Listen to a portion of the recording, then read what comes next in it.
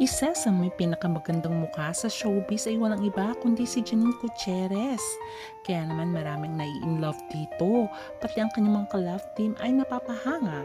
Kaya naman hindi maiwasan na hangain din siya ni Jericho Rosales na kilalang hunk ng Philippine showbiz. Ano nga ba ang reaksyon ni Jericho nang makita si Janine na naka-two-piece dahil sa isang calendar shoot? Ating alamin.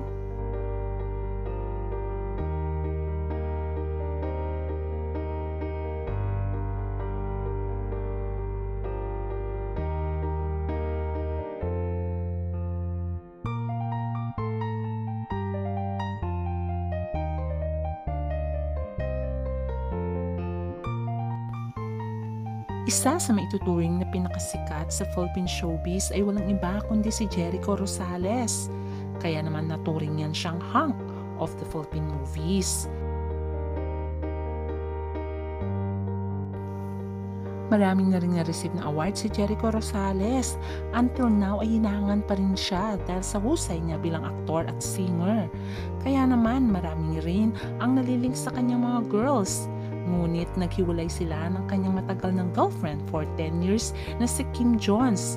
At ayon nga kay Jericho ay mutual ang kanilang paghiwalay at wala naman samaan ng loob.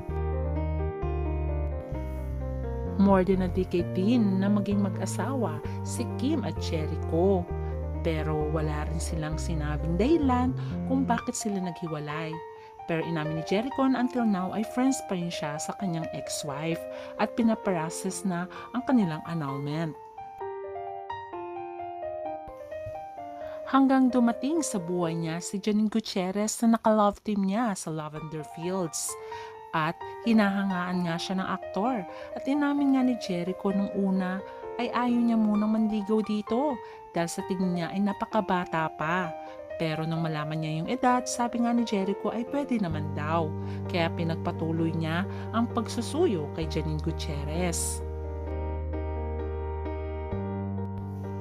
Spotted din na nagde-date ang dalawa at inamin naman ni Jericho na nanliligaw siya at sinusuyo niya nga si Janine.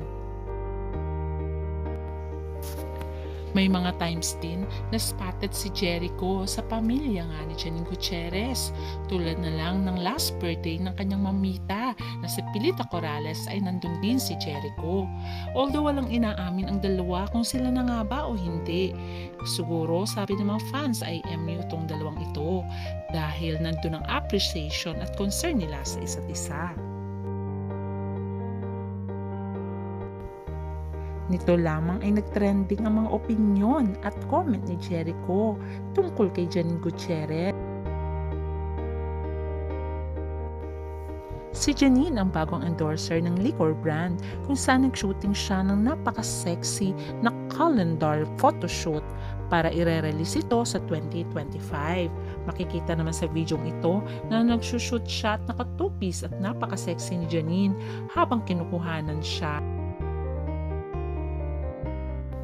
Kaya nang nirelease ang pictures sa itong video ay napakomento tuloy si Jericho at sinabi niyang nasusunog yung mga kalendaryo. Sabi niya, the calendars are burning.